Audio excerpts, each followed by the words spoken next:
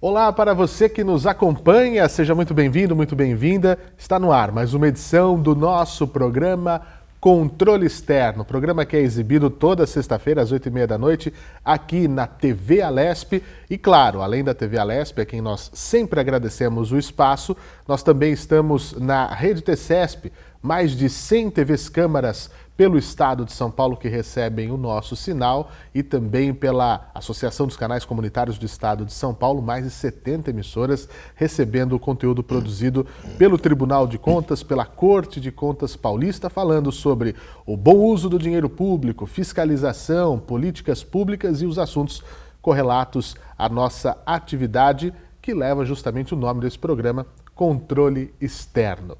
É sempre um prazer estar com você. E olha, não está na televisão, eu sei que você me assiste por outros canais também. Nós estamos nas redes sociais do Tribunal de Contas do Estado de São Paulo, em nosso canal no YouTube, nós estamos também em todas as plataformas digitais e você também pode nos ouvir, porque estamos nas principais plataformas de podcast da podosfera mundial.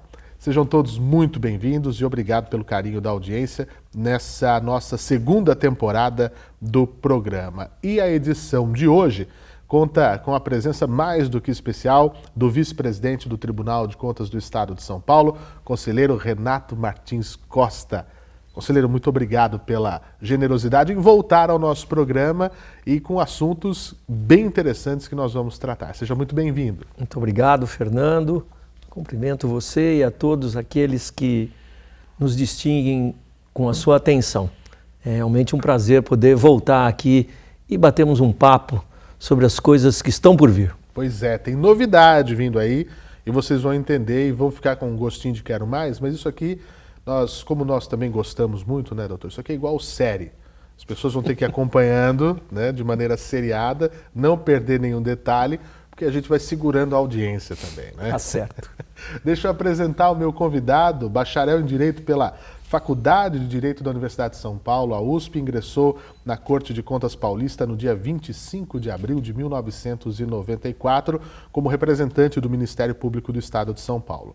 Foi presidente do Tribunal de Contas do Estado em 1997, em 2004, em 2012 e em 2018. Natural da belíssima cidade de Santos, cursou a Academia de Polícia Militar do Barro Branco, onde se formou tenente. Em 1979, iniciou a carreira no Ministério Público de São Paulo, depois de ter se classificado em primeiro lugar no concurso público de provas e títulos. Nomeado Procurador de Justiça em 1991, foi assessor do Procurador-Geral de Justiça do Estado de São Paulo. O Dr. Renato exerceu ainda as funções de secretário do governo em 1994 e de secretário de Estado adjunto da Secretaria de Defesa do Consumidor entre 87 e 88. Também presidiu a Associação Paulista do Ministério Público no biênio 90-92 e o Conselho Fiscal da Confederação Nacional do Ministério Público, CONAMP, em 1994, como disse, ano este que vem integrar as fileiras de conselheiros, faz parte do nosso colegiado aqui do Tribunal de Contas do Estado de São Paulo. Acertei, doutor Renato? Fui conciso? A vida nos dá experiências distintas, né? Quando a gente é jovem, tem projetos, tem interesses que às vezes acabam se desviando por circunstâncias. Jamais poderia supor que um dia pudesse vir a ser integrante do Tribunal de Contas do Estado de São Paulo. Minha vida de formação foi destinada à vida militar, inicialmente. Depois, em busca da minha real e verdadeira vocação, me direcionei ao direito, prestei um concurso de ingressar no Ministério Público do Estado de São Paulo, e lá desempenhei várias funções que acabaram me credenciando para uma atividade mais voltada à administração pública e à política administrativa do Estado, o que acabou me conduzindo para trabalhar no governo do Estado de São Paulo por um certo período, onde acabei por indicação do então governador Luiz Antônio Fleury Filho, meu colega de Ministério Público. Sim. E meu grande amigo pessoal, a indicar o meu nome para uma vaga que acabou surgindo aqui no tribunal no ano de 1994, no longínquo ano de 1994. Então, Fernando, veja que foi em abril de 94 que eu aqui cheguei.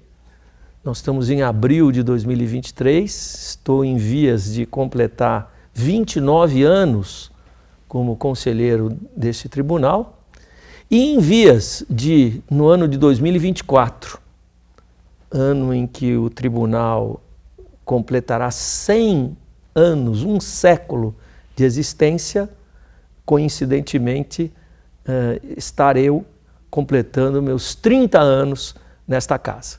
Isso me dá uma imensa satisfação, me dá um imenso orgulho e já uma vida profissional encaminhada. Não imaginava que ela pudesse derivar para aqui eu aportar em 1994. Confesso a você, Fernando, tenho o mesmo elan, o mesmo interesse, a mesma vontade de continuar trabalhando, porque quando a gente encontra aquilo que definitivamente se gosta de fazer, é sempre um prazer poder trabalhar e continuar nessa atividade. Eu lamento muito daqueles que fazem do trabalho um trabalho. Exatamente, exatamente. Eu acho que o dia que você levanta, se prepara para trabalhar e isso representa um sofrimento, está na hora de repensar a vida. Está na hora de repensar a vida. E vamos falar em pensar, em planejamento, porque em 2024, como o senhor disse, o Tribunal de Contas do Estado faz 100 anos, né? E 100 anos é um registro... Marco, o que dura 100 anos, né? Absolutamente nada. Hoje as coisas são muito mais fluidas, muito mais voláteis, e acho que precisa ter um marco muito especial. E é isso que o senhor e a equipe toda, a comissão do centenário está planejando. Como é que estão esses preparativos? Nós vamos falar sobre muitas coisas aqui, mas tem bastante, né? Realmente muitas coisas. Coisas na estrutura do tribunal, que vai haver mudanças, em questões culturais, em questões de pensamento para o futuro. Nós temos, né, até o próprio planejamento estratégico, que é uma coisa fantástica. Mas para os 100 anos tem bastante coisa. Como é que são os preparativos, doutor? Tem muita coisa, Fernando. A marca do século é uma marca extraordinariamente importante. Pois é. E temos que pensar em desenvolver ações que deixem essa importância muito bem marcada, seja para o nosso público interno, que é parte integrante e fundamental de todas essas celebrações. O tribunal só existe porque ele existe como uma estrutura coletiva de trabalho em prol da defesa do interesse público e também preocupado com a exteriorização do que aqui fazemos na marca dos nossos 100 anos.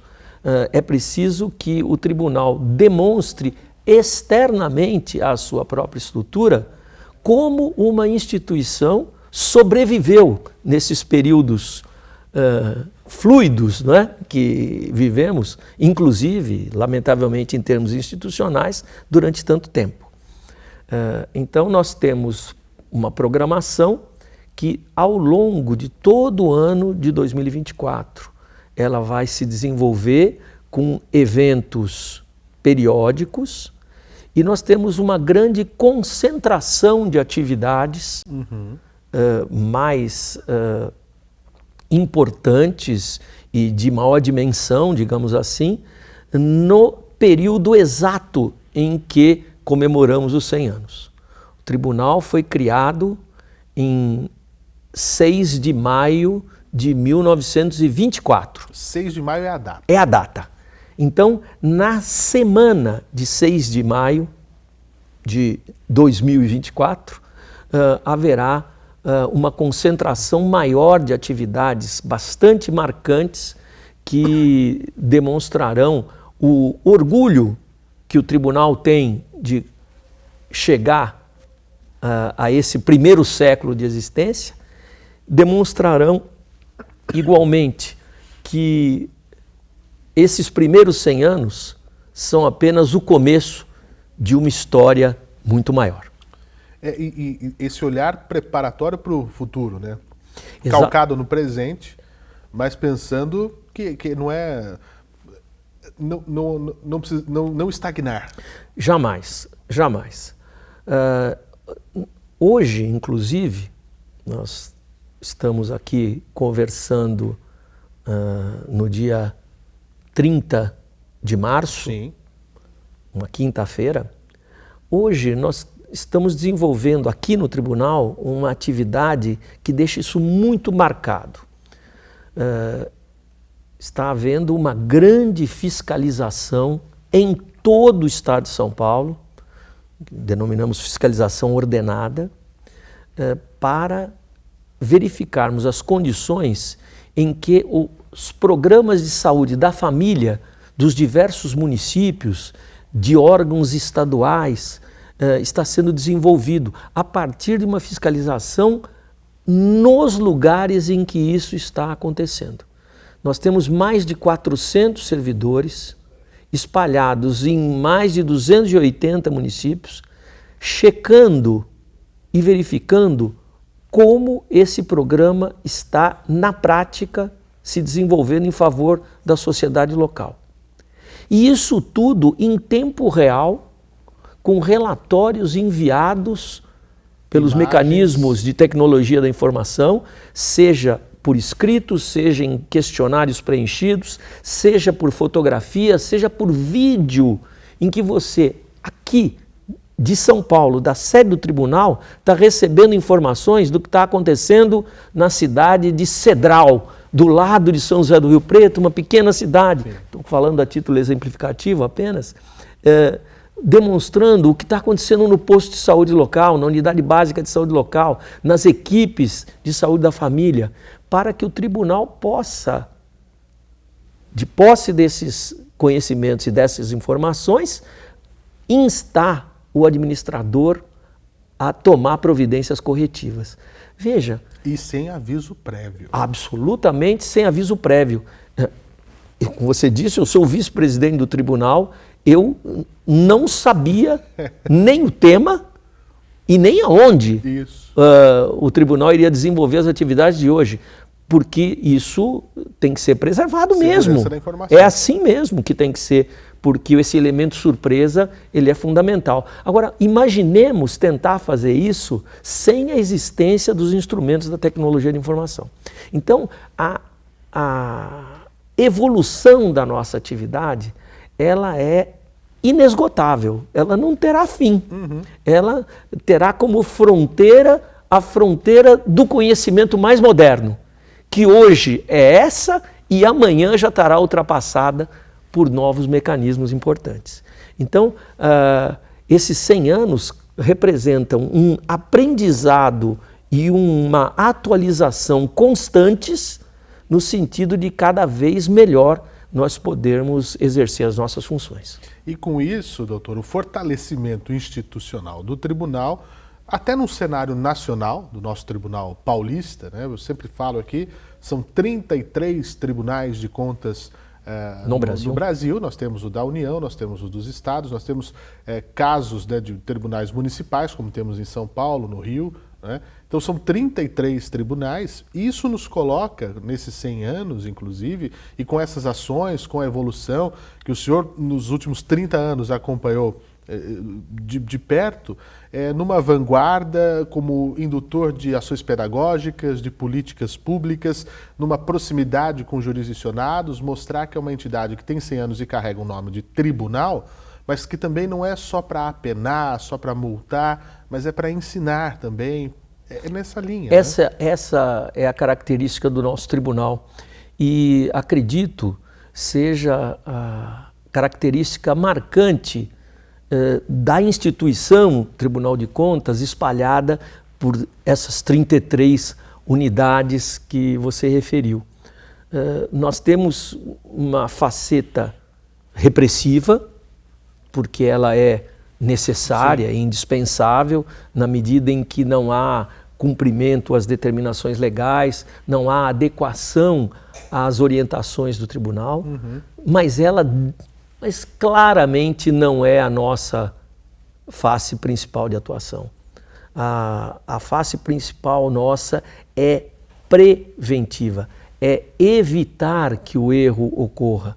Isso se dá por expedição de instruções orientativas, isso se dá pela constante proximidade do tribunal com o seu jurisdicionado, no sentido de levar a ele as mais recentes informações de alterações legislativas, de boas práticas de condutas administrativas.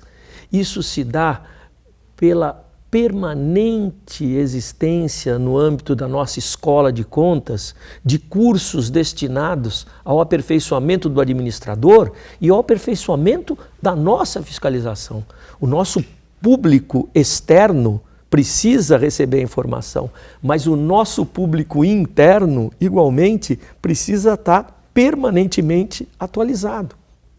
Então, essas atividades de ensino, em sentido amplo, e o EAD, o ensino à distância, hoje acaba ganhando uma projeção gigantesca. Tivemos, semana passada, uma jornada informativa e de debates sobre a nova lei de licitações. Nos informou ontem o presidente, na sessão plenária, que mais de 20 mil visualizações, 20 mil pessoas acompanhando o que estava sendo debatido aqui. É um estádio. Perfeito. Hoje o auditório está cheio quando temos um evento presencial aqui, não significa mais muita coisa. Pois é. Porque o nosso auditório tem um limite físico de público. Sim. Mas o que está acontecendo do outro lado da câmera, nas telas espalhadas, não só pelo estado de São Paulo, mas no Brasil inteiro, é uma coisa extraordinária. Então, há uma expressão, né, que os filósofos, os estudiosos utilizam, em italiano, chama aggiornamento, né, que é manter-se atual, essa preocupação do tribunal de se manter atual e antenado com as necessidades da defesa do interesse público e com a sua própria atividade e com os mecanismos que ele desenvolve para fazê-lo, são importantíssimos. Para não ir tão longe, mas fazendo alguns registros em relação à história, há fatos e situações que merecem um relevo. O tribunal foi criado em 1924, como falei, governo Washington Luiz. O seu primeiro presidente foi Jorge Tibiriçá, que tinha sido também governador da província de São Paulo. Quando Washington Luiz, deixando a presidência da província, foi candidato a presidente da República e eleito presidente da República, na sua sucessão ocorreu a Revolução de 30, o golpe de 30, que acabou culminando com a ascensão de Getúlio Vargas. Toda a ebulição daquela época acabou conduzindo, em 1932, à Revolução Constitucionalista de 32. Ou seja, o Estado de São Paulo, preocupado com o alinhamento crescente das forças repressivas e não democráticas que eram representadas pela posição alinhada a Getúlio Vargas, deflagrou uma guerra civil. Sim. Né, com as consequências pessoais e humanas terríveis que qualquer situação como essa sempre carrega. Isto, num primeiro momento, frutificou, mas depois, em 1934, a onda fascista ela era de tal porte que o Brasil mergulhou num período autoritário. E o que aconteceu com o Tribunal de Contas? O Tribunal de Contas foi fechado. Foi fechado o Tribunal de Contas do Estado de São Paulo. Por quê? Porque a fiscalização, o controle, a atividade de bem olhar como os gastos públicos são efetivados, que basicamente são as atividades que cercam a atuação de um Tribunal de Contas, elas são incompatíveis com algo que escape da democracia. Porque os regimes autoritários, eles não querem ser fiscalizados. Não interessa que não interessa, não. Eu quero decidir e gastar os recursos da forma que eu, todo-poderoso, entenda mais adequado. Então, o que aconteceu foi o fechamento do tribunal, que acabou prevalecendo até os idos de 1946, quando, não por acaso, o Brasil voltou ao regime constitucional democrático. Então, essa característica inicial da identidade total e completa e de único significado possível da existência de uma Corte de Contas é a existência de um regime democrático. Isso é fundamental. Um segundo marco, esse já mais moderno. Claro, há tantos aspectos que se desenvolveram ao longo dessa história, né, que são importantes. É a Constituição de 1988. A Constituição de 88 trouxe para o Estado brasileiro em geral, mas para os tribunais de contas em particular, um desenvolvimento e uma estruturação que o elevaram a um outro patamar. Porque antes disso, só um parêntese para o nosso público, parecia que empurrava, né? O Tribunal de Contas ele é do Judiciário. O Tribunal de Contas ele é um apenso de não sei o quê. Aí em 88, não, pera um pouquinho. Não, vamos deixar isso claro, né? O Constituinte deixa claro. Nós chamamos tribunal, Isso. mas nós não integramos o Judiciário. Exato. Nós somos um tribunal de índole administrativa. E vinculados, e aqui, a meu juízo, vinculados corretissimamente ao Legislativo, sem a ele ser subordinado. O Legislativo é, por essência, um poder de controle externo à administração, não é? São os parlamentares que têm a obrigação de fiscalizar. E escolhidos pelo povo. Exatamente, com a legitimidade que a escolha popular traz a partir do voto. Nós damos um outro enfoque à nossa atividade.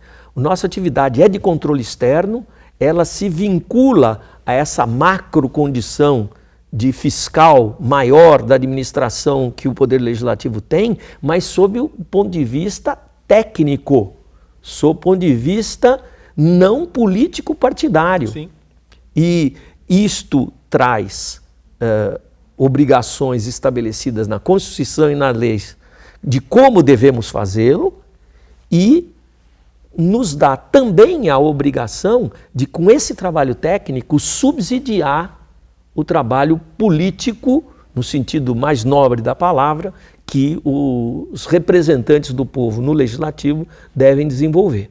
Então, a Constituição de 88 deixou isso de uma maneira claríssima e elevou, em todos os sentidos, a importância da atuação dos tribunais de contas no âmbito brasileiro. E o Tribunal de Contas do Estado de São Paulo imediatamente se adaptou a isso.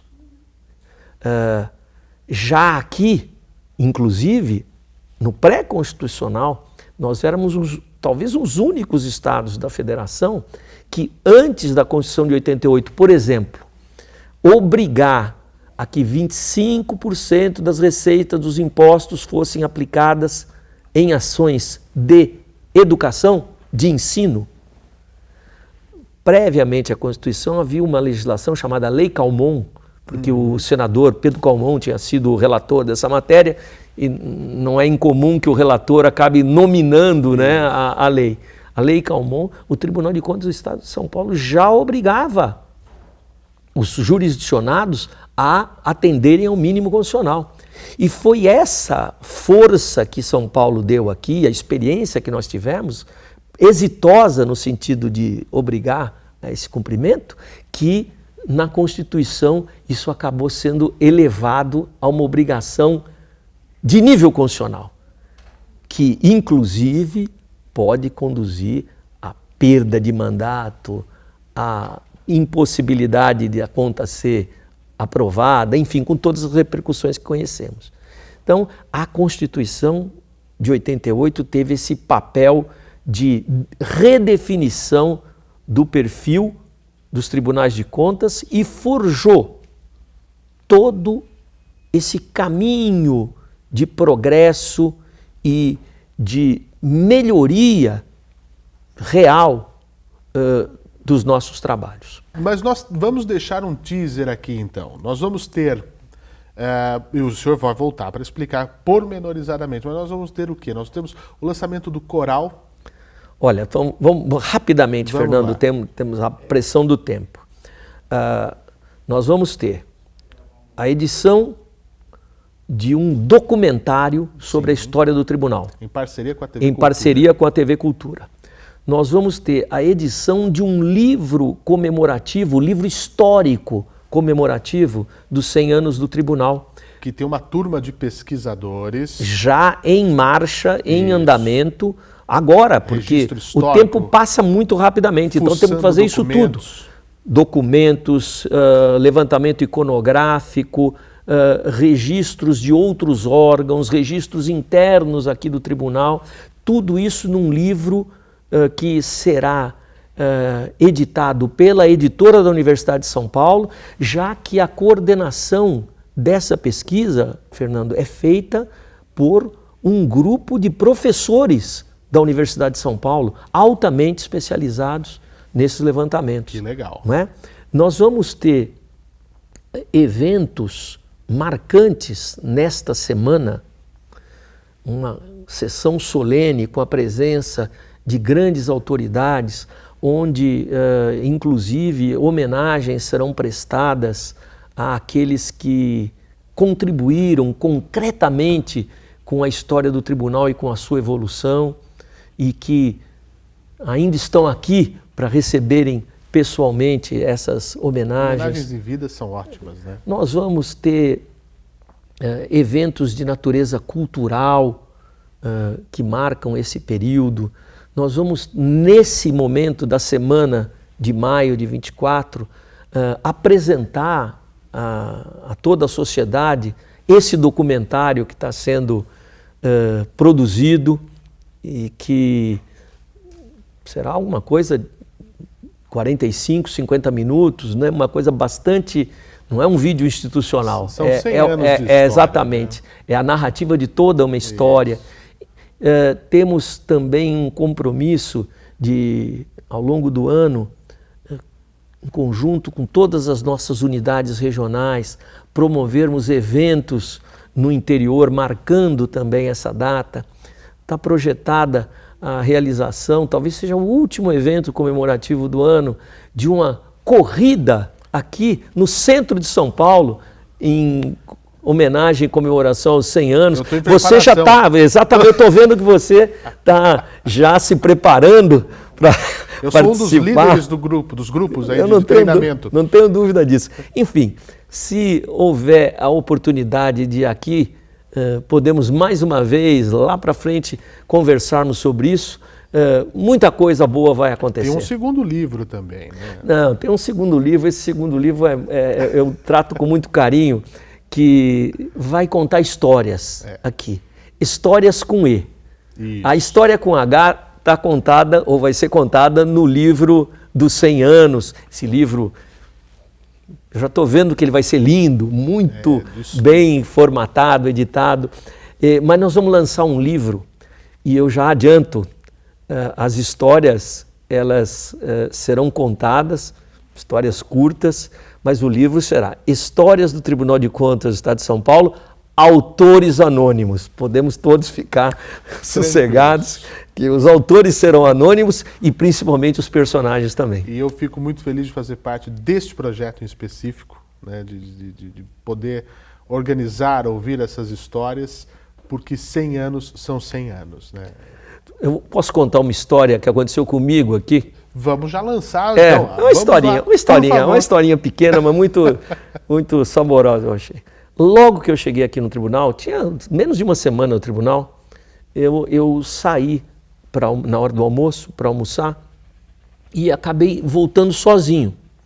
E entrei pela portaria principal do tribunal. Tinha um senhor, funcionário antiquíssimo do tribunal, que ficava ali na portaria de entrada. Então fui entrando, né? E ele falou, ei, onde o senhor vai? Eu falei, vou dar corda aqui, né? Eu falei, não, eu vou no gabinete de um conselheiro. Eu falei, mas que conselheiro? Do conselheiro Renato Martins Costa. O senhor marcou? Eu falei, não marquei. Como é que é o nome do senhor? Renato Martins Costa. Caiu para trás. Ainda não tinha visto o senhor. Coitado.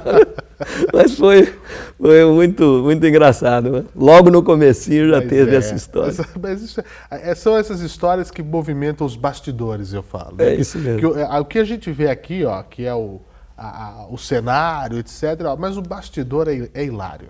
Não tenha dúvida. Tem muita história boa. E queremos contá-las todas. Doutor Renato, espero que o senhor volte sempre, porque é um prazer conversar com o senhor, é sempre muito divertido. E ficamos muito felizes de ver o entusiasmo com que está carregando esse pesado trabalho de fazer os 100 anos do Tribunal de Contas. Conte sempre conosco e volte sempre. Obrigado, Fernando. Muito obrigado. E para você que nos acompanhou, eu fico aqui também o meu agradecimento. Muitas novidades estão por vir e a gente se encontra numa próxima edição. Até lá!